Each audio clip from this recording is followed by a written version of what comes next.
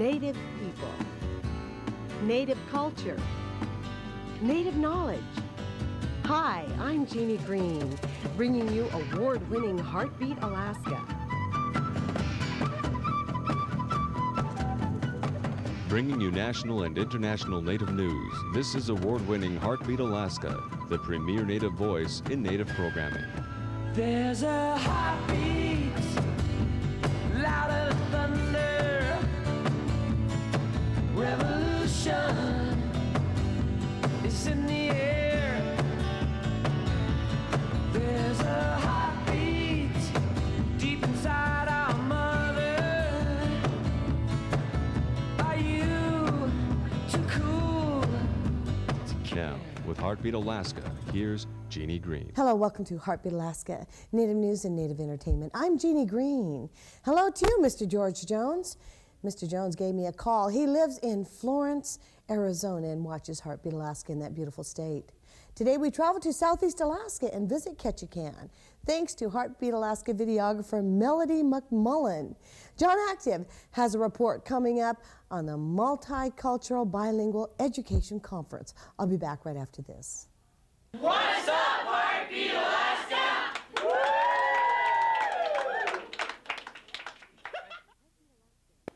Heartbeat Alaska is brought to you in part by the Aurora, Alaska Premium Smoked Salmon and Seafoods Company, an Alaska Native-owned company proud to sponsor Heartbeat Alaska. And by Ute Air Alaska, official airlines of Heartbeat Alaska.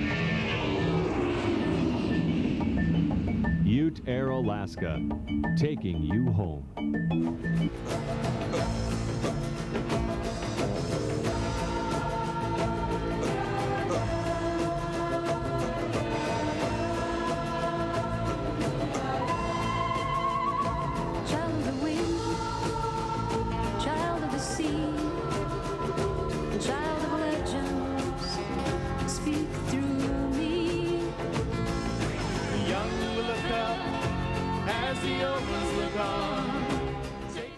There's a heartbeat louder than thunder.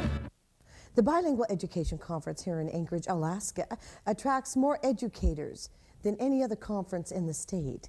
John Active was there at the Sheraton Anchorage Hotel. Thank you, Jeannie. Here at the 24th Alaska Bilingual Multicultural Education Equity Conference, over 600 students, parents, teachers, and school officials have been meeting for the past 5 days. Alaskan issues such as quality education, bilingual regulation changes are being discussed. I have with me Walter Turchik of Bethel. He's the former president of the Alaska Association for Bilingual Education. Mr. Turchik, this is the 24th such conference. Why the need for a yearly conference such as this? So that we can provide for the teachers in the state something that they can take back and use in their classrooms, what workshops they've learned from this session. I see a lot of parents and young people here, students in attendance. How are the parents and students involved?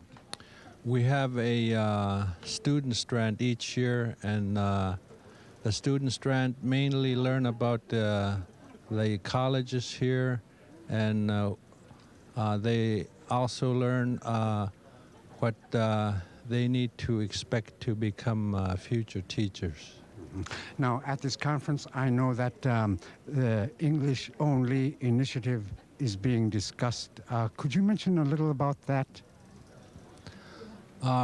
Right now, it's in the process of being put in the ballot, and the panel that we had yesterday suggested that we oppose the initiative when it comes out in the ballot in November. Mm-hmm.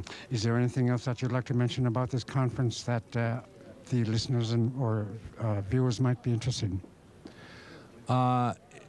Every year we have different themes that we like to fulfill, and so this year's theme is to provide literacy in the local traditions. Okay, thank you very much, Mr. Turchik. Mr. Turchik, of course, is the former president of the Alaska Association of Bilingual Education here in Alaska, and the bilingual conferences attract more educators than any other education conference that happened here in Alaska every year. Beverly Williams is the bilingual curriculum coordinator with LKSD in Bethel. And Beverly, one of the issues here at the bilingual conference has been the English-only initiative. Could you tell me a little bit about that and what's being discussed regarding it here at the conference? Well, it's been an initiative that there are a group of people in Alaska that they're trying to get it on the ballot. Basically, it addresses the issue of English being the only language that's used for official documents in the state. And what we've been trying to decide at the conference is how it does impact bilingual education and people who speak languages other than English, and particularly indigenous languages here in Alaska. Many of us are even confused by the intent of it, simply because English is the official language in Alaska, and we're somewhat concerned about the spirit behind an initiative like this when it doesn't even appear to be necessary. And we're also concerned if there is some underlying intent to have an impact on bilingual education in the state. And not knowing the intent of the people that have initiated the initiative or the petition, we're not too sure what is creating the momentum for it. Now, there's a lot of students here, young people and parents. Have you gotten a feeling what they feel about this initiative? For people who speak languages other than English as a first language, and even myself who speak a second language, it's offensive. It's very offensive. This is a state that was developed, designed, based on people who did speak a language other than English, and was colonized by people who speak English. So it's insulting. It's many people feel that it's unethical, trying to impose a position onto a group of people who are indigenous to the area and whose language is here long before colonists brought a second language. So in terms of how parents and children feel about it, it's children, I think, are less concerned at this point in their life, but the adults are certainly concerned about it, because it sends a very unpleasant message to them about who they are as people. Okay, is there anything else that you'd like to mention particularly about this year's conference? Oh, it's always a wonderful conference to see people from different backgrounds, different linguistic groups get together and share and talk about causes and concerns that are common to all of us. The energies in the state of Alaska are moving in a direction that's not healthy for bilingual communities, and we need to pull together as a group of people to make sure that the strengths of Alaska, which are its indigenous cultures and people, stay strong and healthy. Thank you very much. And this was Beverly Williams, the bilingual curriculum coordinator with LKSD in Bethel. Ann Kesler is the program manager for bilingual education with the Alaska Department of Education in Juneau. And one of the issues that a lot of the educators here have been talking about is the English-only initiative. What is going on with that here at the conference? Well, we've had a panel of educators and people from the community talk about it. We wanted to inform the members and the participants of the conference about the initiative, and also the association has been actively trying to educate the participants about the initiative so that they can take their position on it. And we're not strongly endorsing that. Of course, we believe in multilingualism and wanting to respect all languages that are in Alaska. So this is of great concern to us. Now, this year as can be evidenced by the balloons, Bilingual Multicultural Education Equity Conference. Now, Equity Title 29, I guess, could you tell us about a little bit about that? Sure. Part of our title is the Equity Conference, and this is a 25th anniversary of Title IX, which gave gender equity in girls participating, starting in sports and looking at all of the different activities that girls can take part in. And so now we see a lot of girls playing basketball and volleyball, and a lot of that can be attributed to the push for Title IX, and we have this in our state. We're celebrating that anniversary too. Now, I also see a lot of young people and parents here. How are they involved?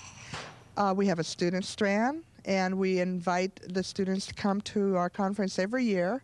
So we have students who come in for workshops. They also perform cultural presentations from various I'm at the student strand of the Bilingual Multicultural Education Equity Conference here at the Sheraton this morning, and I'm going to be talking with some students about why they think bilingual education is so important. Any of you would like to answer that particular question? Why is bilingual education so important to you? Maybe in our hometown, it brings identity to yourself, and it gives you something to grow on and make yourself better. And your name is? Ed Littlefield. And from your home? Sitka. Why is bilingual education important for you? My name is Mary, and I'm from Tunt, and I think it brings unity and gets socially involved with everybody else, I guess. Is the next question then I would have is it important for the native language, wherever you're from, that language to maintain itself, to continue on? What if it gets lost? Is it important for the language to continue? Could you answer that? Tell us where you're from. My name is Katie Cole. I'm from Mountain Village, Alaska. I think it's important because, like what everybody else does, it brings unity and a sense of who you are. And the elders aren't going to be there forever, and it's up to us to keep the culture alive. My name is Iris George, and I'm from St. Mary's, and I think it's important to know who you are and where you come from, because there are a lot of people out there to show 'em what you got and what you're made of and about your culture. And that's all I have to say. Thank you very much. He has fire in his eyes and a sword in his hand, and he's riding a white horse across this land. He has fire in his eyes and a sword in his hand. He's riding a white horse all across this land, and he's calling out to you and me. Will you ride with me? And we say yes, Lord.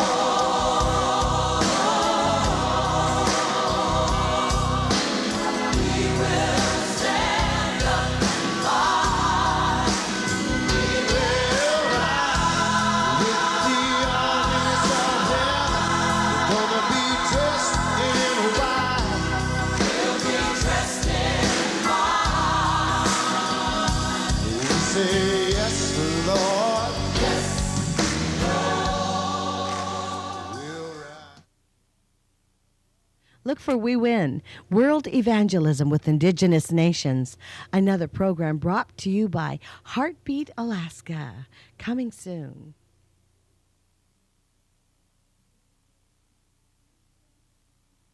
Hudson Bay, on ships that took us far away, sailing through the broken ice towards the shores of paradise.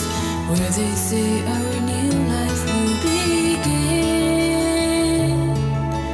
I can't wait until my ship comes in, landing on the edge of Ellesmere, wondering if we could survive here. We were told that half would stay, the rest of us were on our way. Will I see my family again? I can't wait until my ship comes in. Kesita, sail on. I can't wait until my ship comes in. Our final destination reached, they left us standing on the beach, planted there like human flags, that winter's fury turned to rags. The hunter showed us empty hands again. I can't wait until my ship comes in. Kesita, sail on. I can't wait until my ship comes in. القوم ينقلبوا سيبوا اللي بينيبوا أكسوا بالعمة إنو قسوا بسوتي تكسيوتي لو لابون إنا تقاقتيبوا كيسيتا.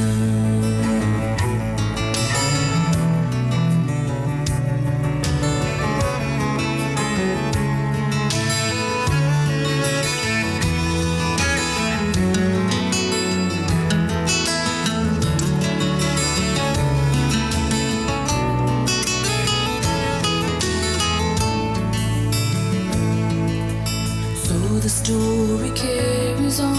What's done is done, what's gone is gone. We must put the past behind and set a course for better times. When freedom's lost, nobody ever wins. I can't wait until my ship comes in. I think I hear voices in the wind, telling me my ship will soon come in.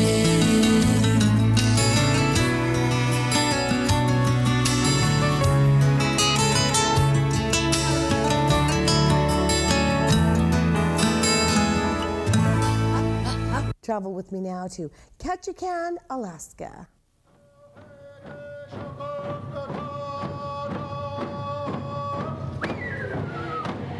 Ketchikan, Alaska is located in southeast Alaska. It's estimated that the Tlingit Nation has lived in what is now known as southeast Alaska for approximately 8,000 years. As a people, they conducted trading expeditions from South America to Japan. The southernmost tribe of the Tlingit Nation is known as the Tongass tribe.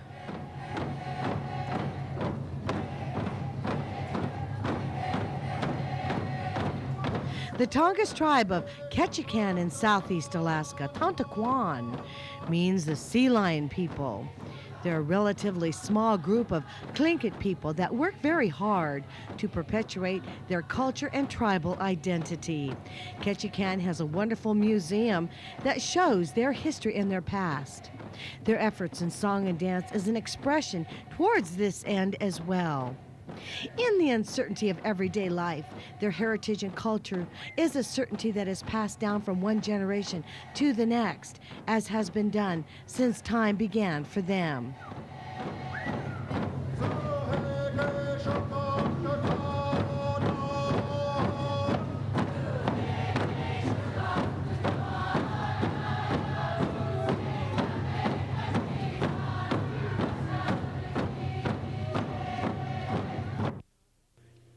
In 1901, a carver finished painting a 55-foot totem pole, and with the help of those attending a potlatch, he rose the totem pole in place.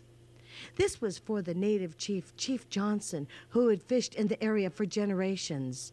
The native fishing camp had grown into the cannery town of Ketchikan, Alaska. Thank you so much, Melody McMullen, for that report. And we look forward to more news from Southeast Alaska.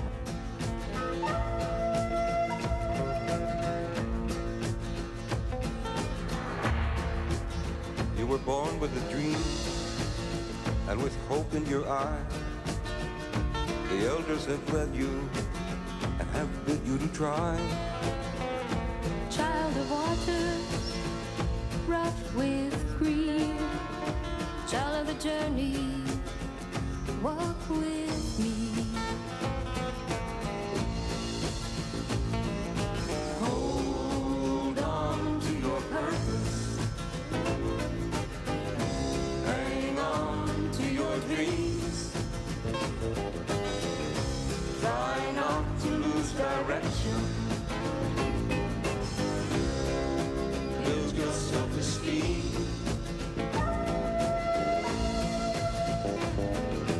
Enfant de la plaine, enfant de la terre, enfant du soleil et de la lumière. See the tools that'll help you win through the culture that you live within. Children of the moon, children of the north, children of the south, children of vision, child of light, children of the heart, children of the earth, children of wisdom, child of love.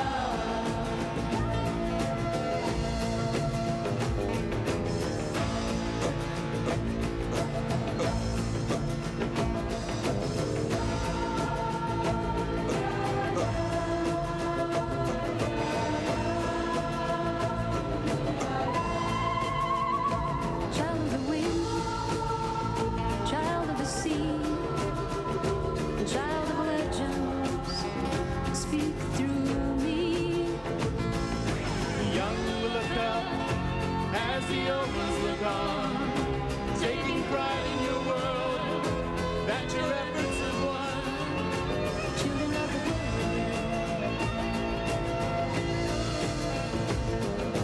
children of the north, children of the south, children of vision, child of light, children of the heart, children of the earth, children of wisdom, child of love. Ton avenir t'appartient. Accroche-toi à tes rêves et confiance en tes moyens. Poursuis ton chemin. Hold on to your purpose. Hold on. Hang on to your dreams. Try not to lose direction. Build your self-esteem. Children of the earth, Hold on to your purpose. Hang on to your dreams. Try not to lose direction. hang on to your dreams. Build your self-esteem. Child of light, child of wind. Hold on to your purpose. Hold on, hold on. Hang on to your dreams. Hold on to your purpose. Hang on to your dreams. Thank you, Melody McMullen. And thank you, John Active. I'd like to thank you also. Send me video. I like to find out what your village looks like and what you're doing there. Remember, Heartbeat Alaska was created just for you.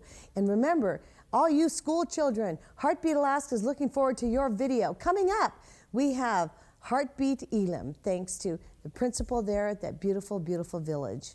Once again, I'm Jeannie Green. God bless you. Have a fabulous week, and I'll see you again next week.